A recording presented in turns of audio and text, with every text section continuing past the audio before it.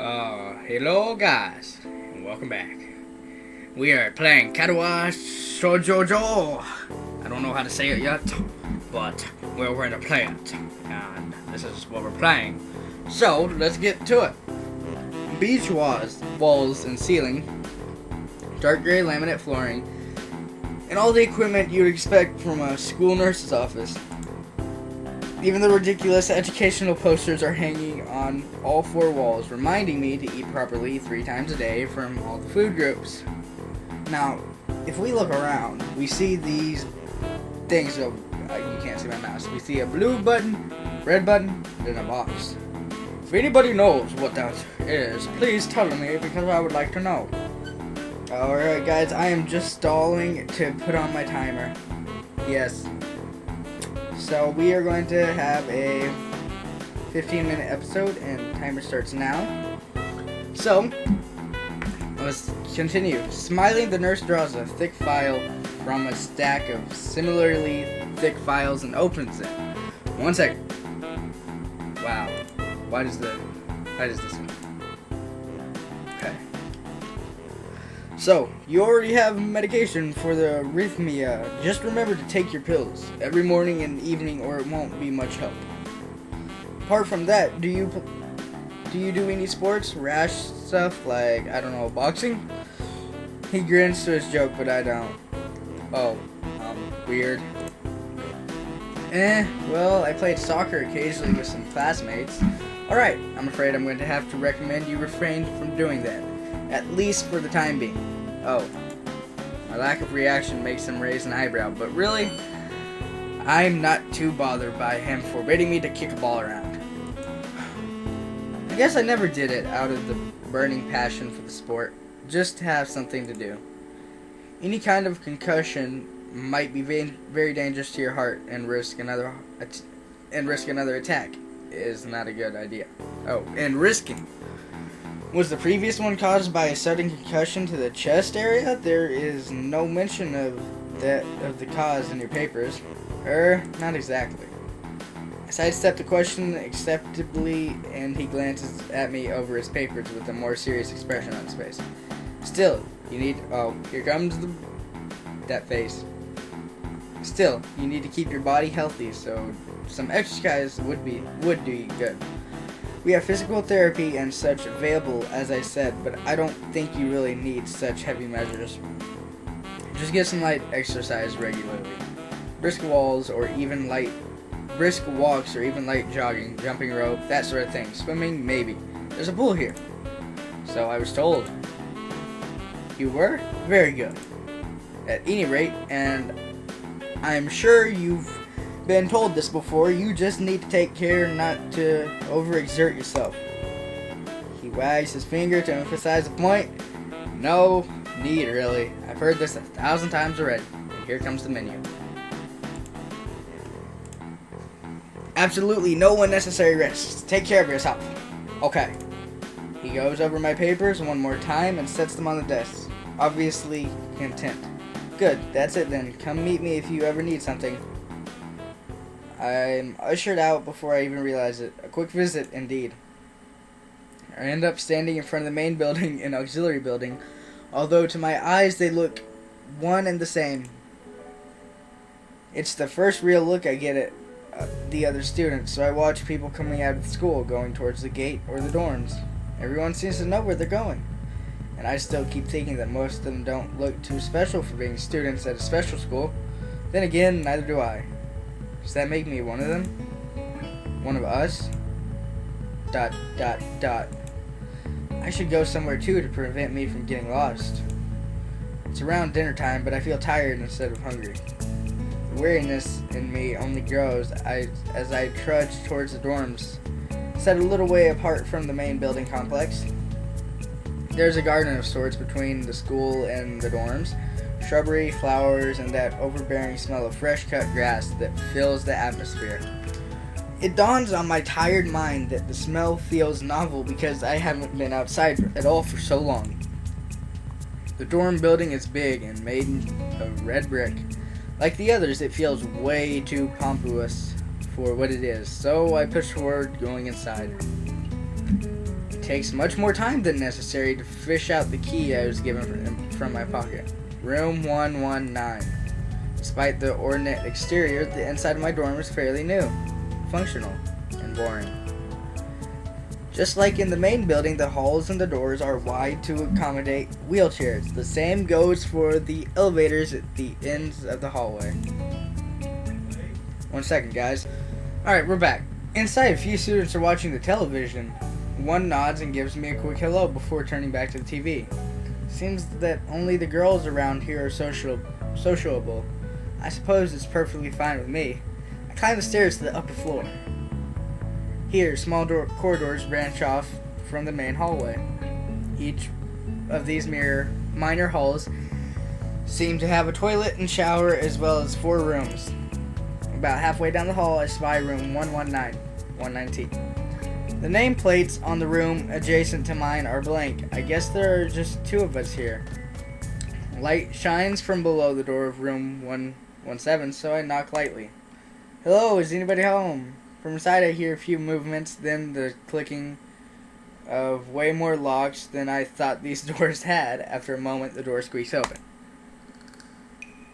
A bespectacled boy is standing in the doorway. He is looking at me very intently through his extremely thick glasses. Who is it? Blind? No, at least not completely. Why would he have eyeglasses if he was? He leans closer to me until our noses are almost touching. He breathes. His breath stinks of garlic. Asaya Naki. I'm moving into the next room. I thought I should introduce His face suddenly brightens in realization, and he stands back upright, thrusting his hand out in a smiling greeting, almost straight to my diaphragm. Oh, sup, dude? Name's Kenji. Ah, hi. I take Kenji's sweaty hand and shake it, still a little rattled by the sudden change of attitude and vehement welcome. There were some suspicious-looking people going in and out of your room earlier. It was probably my parents. Oh, wrong voice. Your parents? You sure? Because they could have been some other people, too. You can't judge a book by its cover. His out-of-place proverb is left hanging between us awkwardly as I try to think of some way to respond. I say the chances are high enough. He shudders and makes some exaggerated hand gestures. You're a brave man, Hisayo. Me, I don't think I could trust the chances. The only one I trust is myself. Does that mean I shouldn't get to know you either? He thinks about this for a while. A wise decision. Damn, you are smarter than you look. Probably. What do you like? I hope not smart. He squints his eyes and leans closer again, but I lean backwards to dodge it. Never mind, it doesn't matter.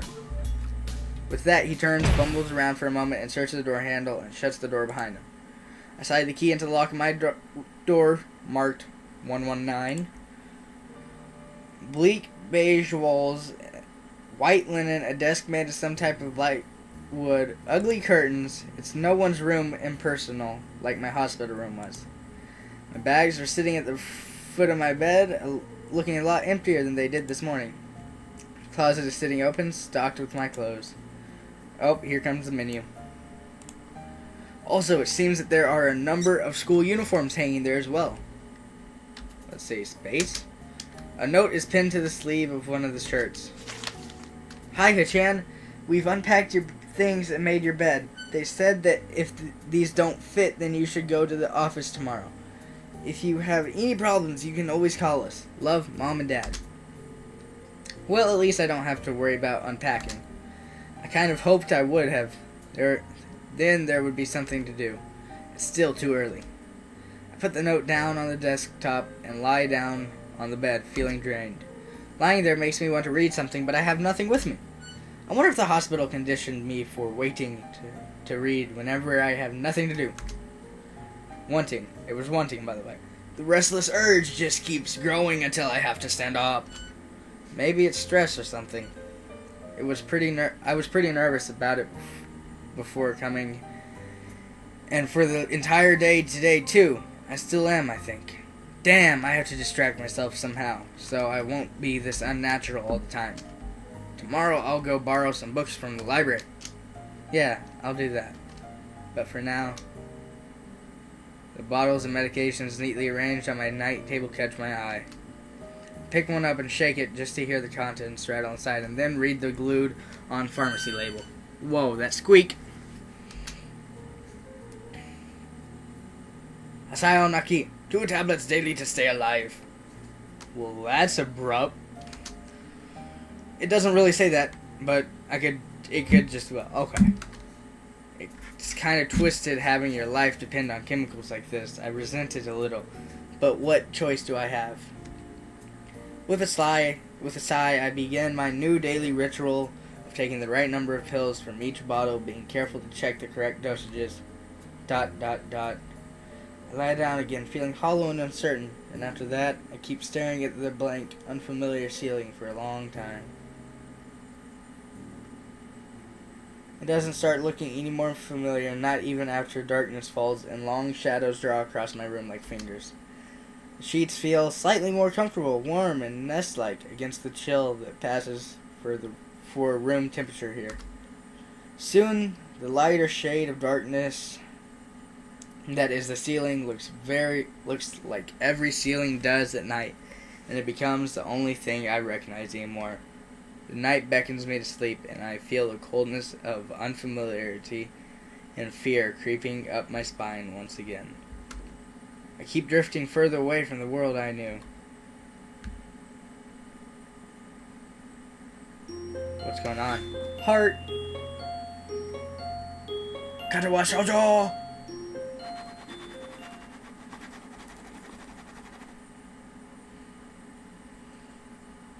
I wake up in a strange room.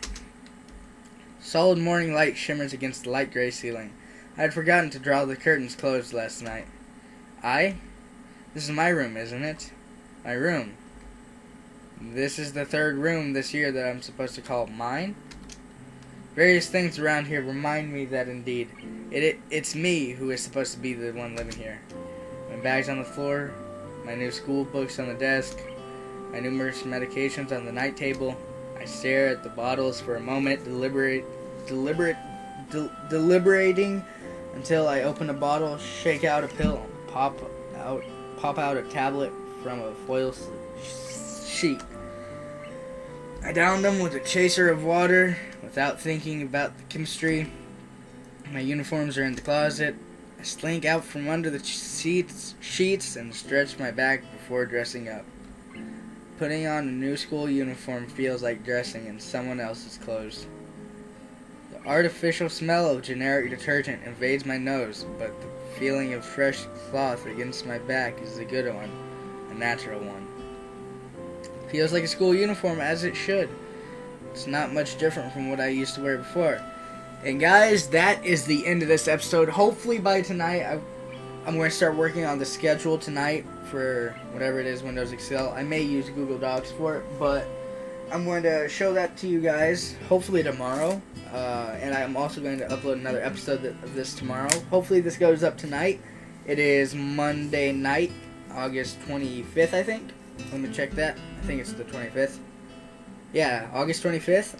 Hopefully it goes up tonight or tomorrow morning. Either one. But guys, until next time. Oh yeah, one last thing. The Tinker City series is still going on. I just need to do a little bit more recording on that. So I will do that also tonight, and I will upload that hopefully by tomorrow. But until the next adventure in life, peace out.